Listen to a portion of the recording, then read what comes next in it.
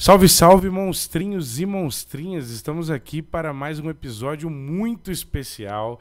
Eu estou aqui com o Luke Gygax e também com o nosso ilustrador, amigo aqui da Brainstorm.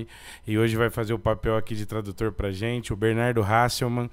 Então, estou muito contente com essa nossa segunda incursão. O Luke já veio uma vez bater um papo conosco e dessa vez agora nós faremos essa entrevista aí aberto para todo mundo, não somente para os apoiadores do Brainstorm. Então, o grande público vai poder curtir um pouco, né, dessa conversa que a gente vai ter na intimidade aqui da família Gygax, poder trazer algumas dessas informações que nunca aconteceram, justamente porque muitas vezes é tão difícil conseguir acesso, né?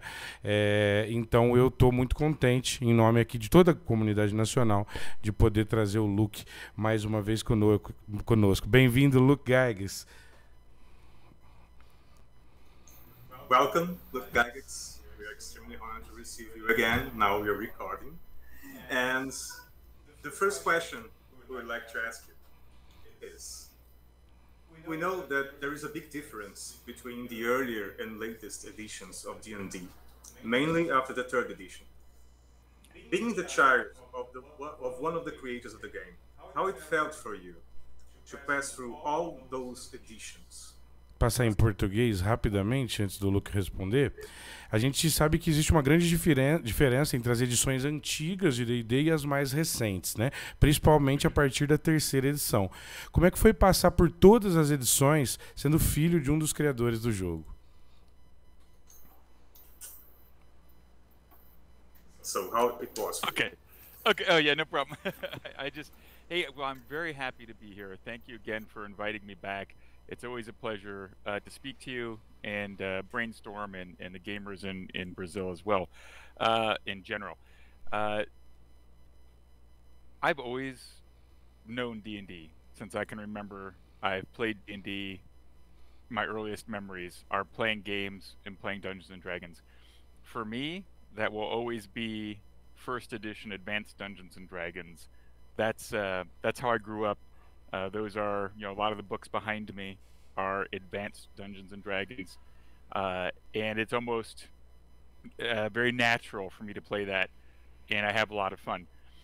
I played second edition D&D as well. That's okay. That's the same as first edition, pretty much.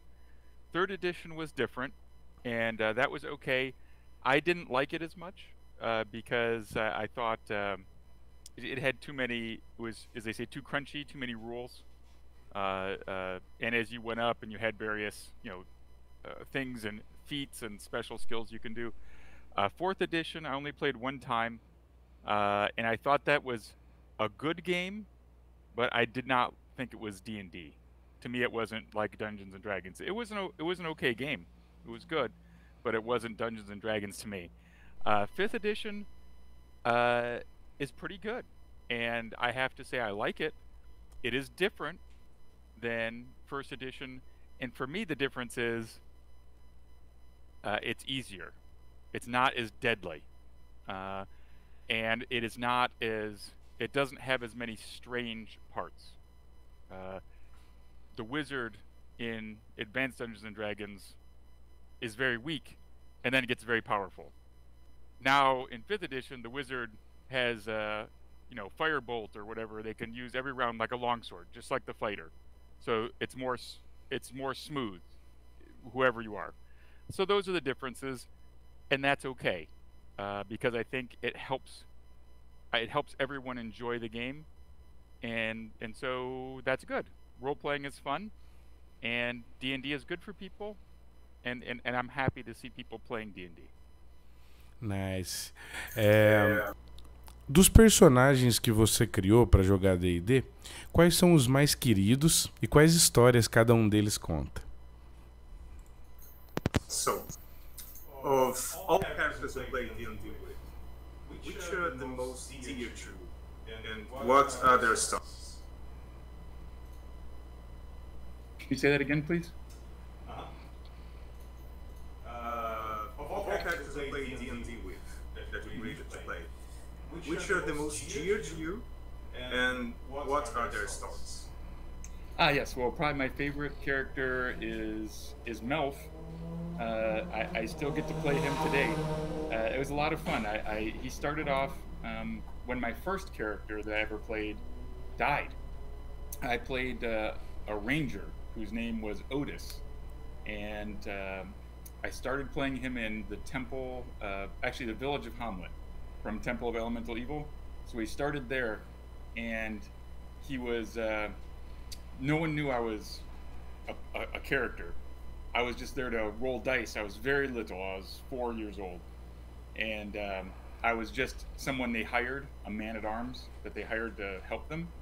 But I was really a ranger who was spying to make sure that they were actually good and not evil. And I was telling the druid that I worked for whether they were good or bad. So I joined the party, and we went to I think we went to Greyhawk a little bit, and Greyhawk Castle, and then we played against the giants. So the setting of the Hill Giant Chieftain, the Frost Giant Jarl, Fire Giant, and then we went and fought the Drow. So we went underneath and did D1 and D2, and by then I was 10th level. So I was, which is a long time ago. 10th level was very, very high. That was hard to do. And so he was a ranger lord, and he had his own little castle. And one day, I was asking my dad, I was probably 10 years old maybe now, I was asking my dad, let's play D&D, let's play D&D. And I think he was in a bad mood because he said, okay. And he took me into the Tomb of Horrors, and which is very tough, right? So I never made it out of Tomb of Horrors. My poor character, Otis, he went through the foggy tunnel, and all his stuff was gone, right? So he was just naked. All his stuff was gone, and then I went to the 10 by 10 room with it had 3 levers on the wall, and I pushed all the levers up, I think, and that makes the floor drop out, and I dropped 100 feet down to the ground.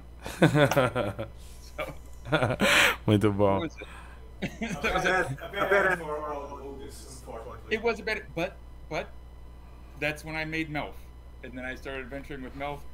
And that was fun. I was a little bit older. I was probably, 11 to about 16 when I played Melf mostly.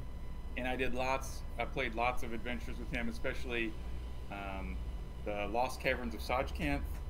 The Lost Temple of Thrisden, or the Forgotten Temple of Thrisden, Dungeon Land through the Magic Mirror, and lots of adventuring in Greyhawk Castle, my dad's own Greyhawk Castle. And so I made it up pretty high. My dad, used the limits. Melf was an elf, so he couldn't go beyond. I was 11th level fighter because I made my strength a 19 through using wishes, and my intelligence a 19 by reading a tome of intelligence. So I got 1 more point. So I was 11th level, 12th level, and then I had a magic Ioun Stone that raised wizard or magic user 1 level. So that was at 11, 13. That was as high as I could get. And I had a lot of good adventures. Melf was a lot of fun. I made Melf's Acid Arrow and Melf's Minute Meteors. Those are real spells. I made them up because I needed them. And so, Melf's Acid Arrow, the reason I needed this spell is because I was just going by myself, right? I was adventuring with my dad, so I was a fighter magic user. So I'd kick open a dungeon door, and there would be, orcs, and then behind the orcs maybe a cleric, like an evil cleric or an evil magic user throwing spells. So it's hard if you're just alone, right? You're trying to get through, but the person's throwing spells on you. So I had Melf's Acid Arrow, so I would just kick open the door, and if I see a wizard, I just shoot him with the Acid Arrow, and it does a little bit of damage, but every round, damage. You can't cast a spell, right? You can't cast a spell. That's it. And then I could then I would, you know, cut through the orcs, and then there you go. So that's why I made Melf's acid arrow. That was it wasn't to really do a lot of damage, just a little bit of damage for 3-4 rounds, so I could get there. And the minute meteors. Why did you yes. one? So also, both of these are from Greyhawk Castle, my dad's Greyhawk Castle.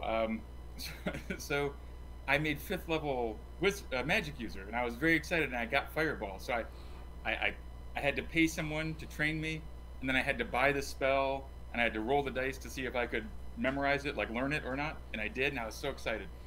And I went in the dungeon, and my dad said, okay, you know, I kick open the door. It's 30 by 30 room, right? 30 feet by 30 feet, so 10 meters by 10 meters, right? And I said, I throw fireball. And I don't remember, it was an ogre maybe, something like that. And I threw the fireball, and sure, the room was 30 by 30 by 10, right? So, fire right in my face. And so I almost died. I almost killed myself. Right? So I thought, I want little fireballs. So little fireballs that I can send in a little bit at a time. Yeah. So Melf's minute meteors. Yeah. And I would have to write. I'd have to write it and spend gold and time to make the spell and research and work with my dad to make those. So it was really just house rules. You know, it was my dad's house rules. But he's the guy who made the game, so it got published, right? Como é pensar e produzir RPG hoje em dia, né? Quais elementos do nosso tempo são singulares na história do D&D? So, how it is to think and create tabletop RPGs nowadays? Which elements of our time are singular to the history of D&D, in your opinion? Well, I think that things have changed a lot, right? So, if I write a story, a module, an adventure, like my dad wrote, G1, the Steading of the Hill Giant Chief. There's not much to it, right? It's 16 pages. I think I have it up here. I could pull it off. It's tiny. Anyway, it's 16 pages. It's very skinny, and it's just mostly there you are. Here's just a couple notes about what's there, a map, and then you fight. And it's up to the dungeon master to give a little bit more story, but the focus was on the fighting, right? The adventure, the being able to fight smart, intelligent fighting, and overcome the monsters. And then a little bit of puzzle, right? You had to figure out, oh, here's what the drow are really behind this, right? So there was a little bit of that developed. But a lot of it started out as even just a dungeon. You're walking through the dungeon, and you have to make your map. You have to draw your map and look at the map and see, is there a secret area? Is there going to be a secret door, right? There wasn't really a reason for the monsters, but there might be some puzzles to figure out in there. So that's how it was written. And then today, and obviously through time, people want more of a story. Well, why is this going on? Who are the characters? What are their interests besides killing things? What do they want to do? And people don't like now mapping. They don't want to make maps. They just want you to show them or tell them to walk through it. But no one makes maps anymore. And that was very important, is doing an accurate map. In the original, when I played with my dad, he would never show me a map. I had to draw it. And I had to tell him where I was going, or I'd be lost. I couldn't just walk backwards. He would say, nope, where are you going? And you could see maybe where something was hidden in the map. So it was more like a puzzle. That was part of the puzzle of the game. And now that's not it. People are going to want more of a big, more like a movie or a mini series or things like that. And I think the game has so many more people playing it that there's room for many different types of D&D. My little daughters like playing animal adventures where they get to be a dog or a cat and go and play D&D, right? Other people want to do a lot of talking and like almost no fighting. They want to think about, well, maybe the dragon, maybe they could, you know, oh, we go to the dragon, maybe we could just talk to the dragon. The dragon doesn't want to fight. It's just, maybe it's misunderstood, right? I don't know. So there's no wrong way to play D&D as long as everybody is having fun. You're making a story together, and it's entertaining everyone. That's it. This is about spending time with your friends or making new friends, right? And having a good time and getting away from who you are all the time. You get to be somebody else. Hey, I'm a hero. Maybe I'm sneaky and I'm dishonest, right? Maybe I'm the that person, because in real life I'm not, but I get to play something different, right? You know, or maybe sometimes I'm kind of scared and I don't like to talk, but here I can be the barbarian that's always in front, you know, hitting things, and yeah, and that's great. It's like reading one of your favorite stories, but you're writing the story, right? That's the appeal of role playing, and that we all love, right? I mean, you probably started playing when you guys were 12, 13, 14. Yeah. A little bit earlier in my case, like Oh, good. 9 years old. Oh, that's great. Yeah, That's great. Yeah, that's good. So that's when your imagination is just the biggest. Right? Exploding. Yeah. And there were no rules. Like my first contact was Fighting Fantasy books. Yeah. Uh-huh. And Yeah. then just after there was First Quest that was published in Brazil. This is a little bit. It's a part of Instara, if I remember correctly. But I remember not playing by the rules, just imagining things and looking at the Spelljammer scenario and, my God, ships on the space, what the hell, that's perfect. And imagining and inventing a lot of things that were mixed and they were fun, and that was nice. Yeah. Yeah. My favorite thing to give players when I was 9 and I was being Dungeon Master is I would give them a Wand of Wonder. Because it was just, you know, anything could happen, right? It's just chaos. And then one of my favorite treasure items was a deck of many things, right? That's so dangerous. You know, now I don't like those things. It's too crazy. But as a kid, it was great. Quais são as aventuras de D&D que você mais gostou de jogar? E quais são as aventuras de D&D que você mais gostou de mestrar? Okay. Which D&D adventures you like more to play? And from a game master point of view, which you like more to DM? Good question. So,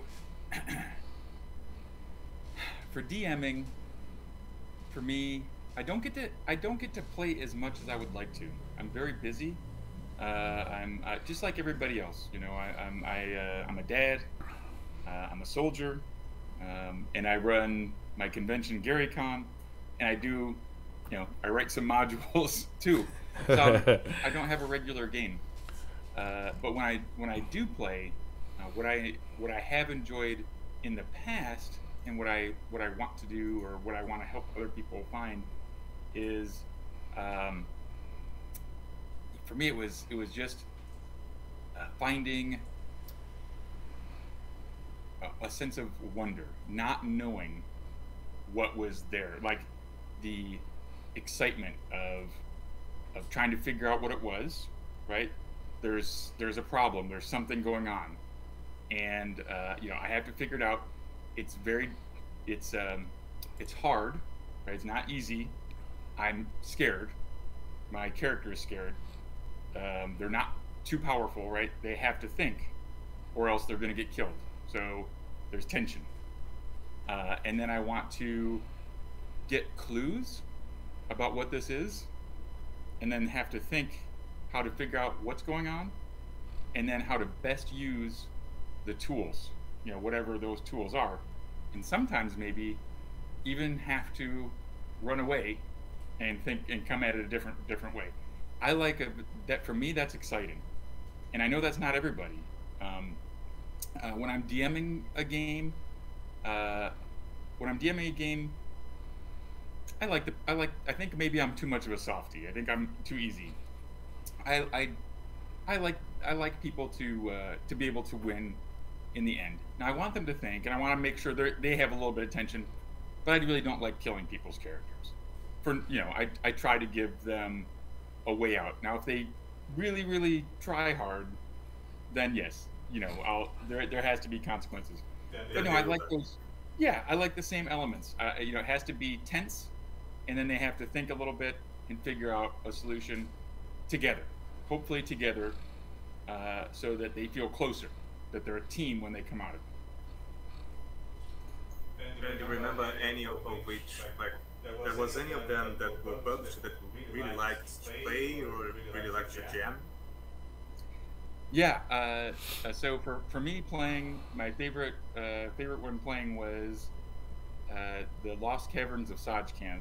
That was my dad wrote that one, and I play tested the whole thing as Melf, and I got to play with a lot of really good people because it's so big and so long.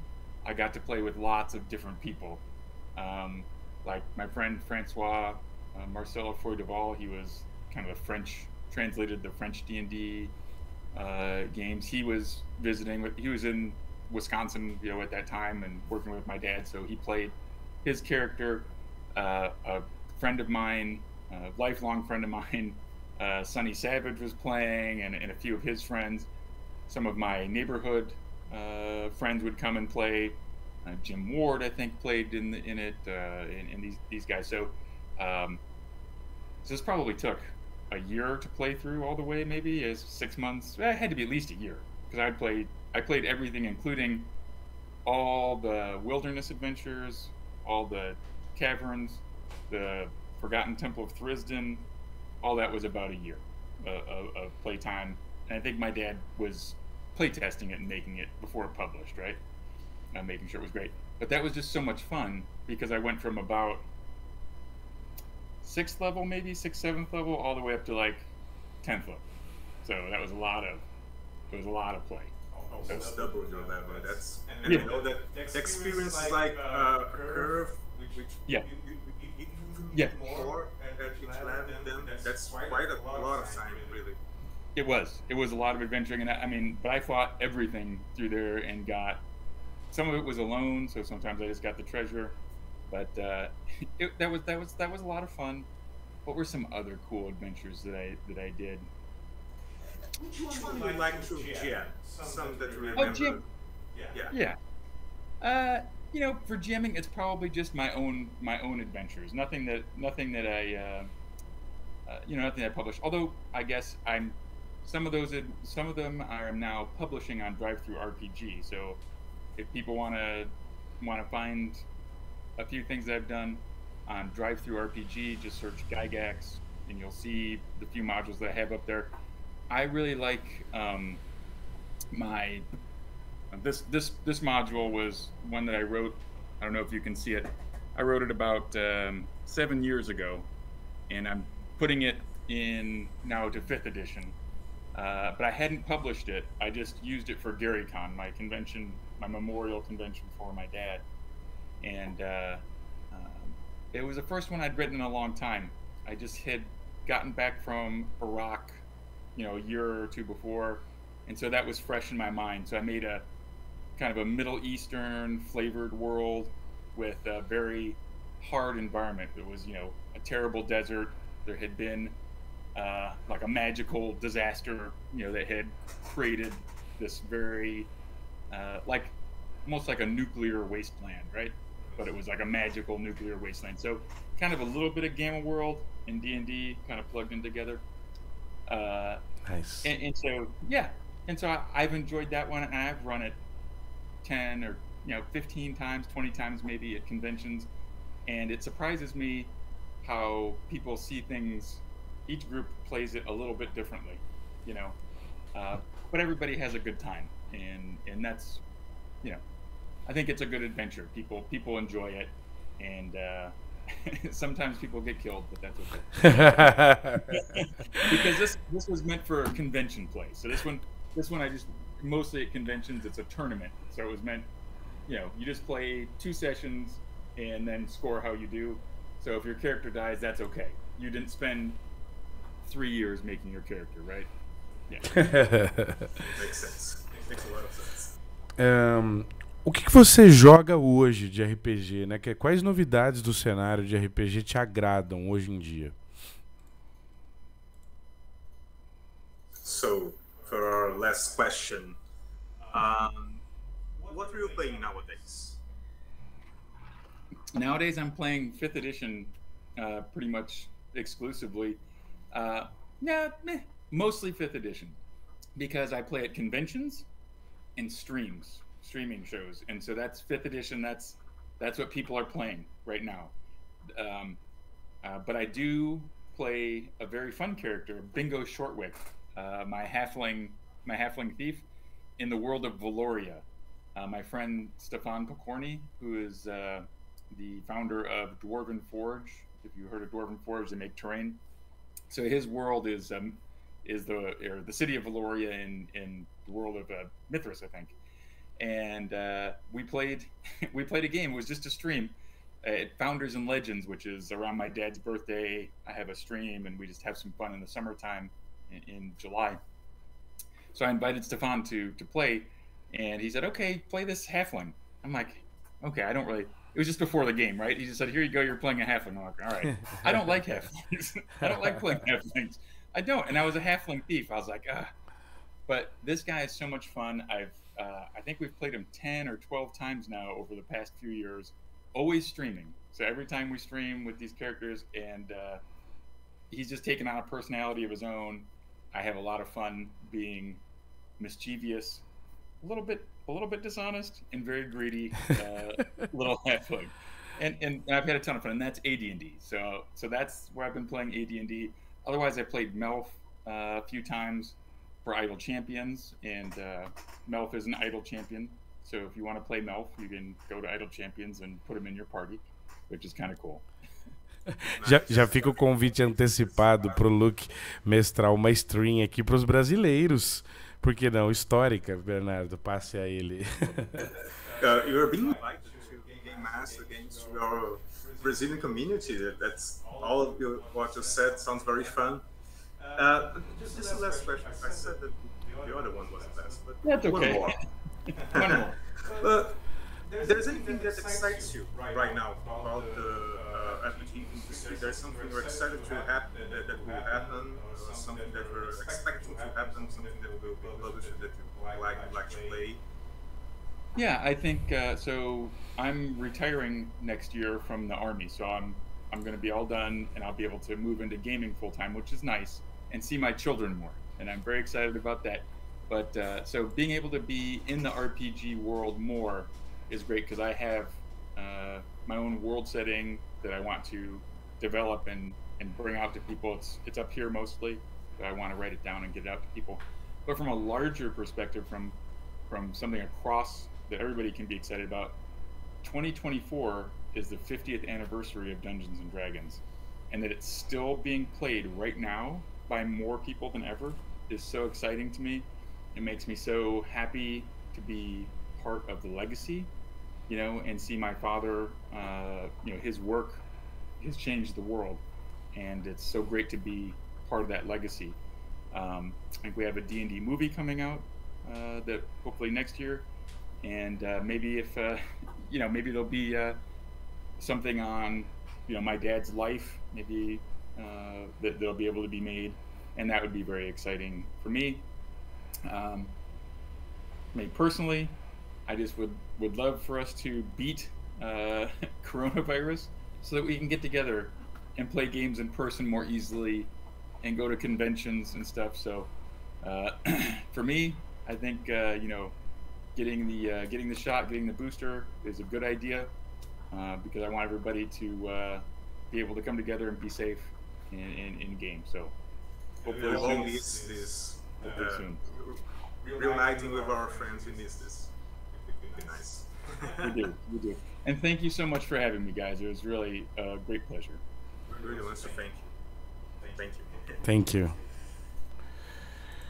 Palavras? Sim, fazer de novo, né, finalizar aqui os agradecimentos, agradecer a todo mundo aí que está acompanhando a Brainstorm RPG, agradecer muito ao Luke Gygax, thanks Luke, por mais uma oportunidade, né, de bater esse papo tão bacana com a gente aqui, falando de tantos elementos importantes, né. Então a cena nacional aí de RPG ganha muito em poder contar aí com essa disponibilidade do Luke nessa noite incrível. Obrigado, Bernardo Hasselmann, também pela tradução. Obrigado, estamos juntos. Esse foi o Brainstorm RPG. Luke, nice. Yes, thank you, gentlemen. Have a good night. Good night.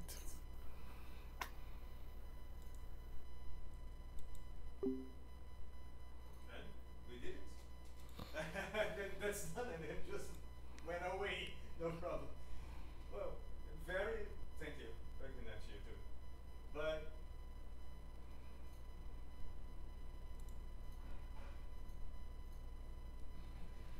desculpa, eu saí perguntando inglês pela primeira vez lá. Não, cara, tranquilo. Você falou, mas depois eu não entendi o esquema, assim. Tranquilo. Foi perfeito, cara. Vamos lá, deixa eu parar de gravar, meu Deus, aqui, não tô conseguindo. Diz que esse negócio tá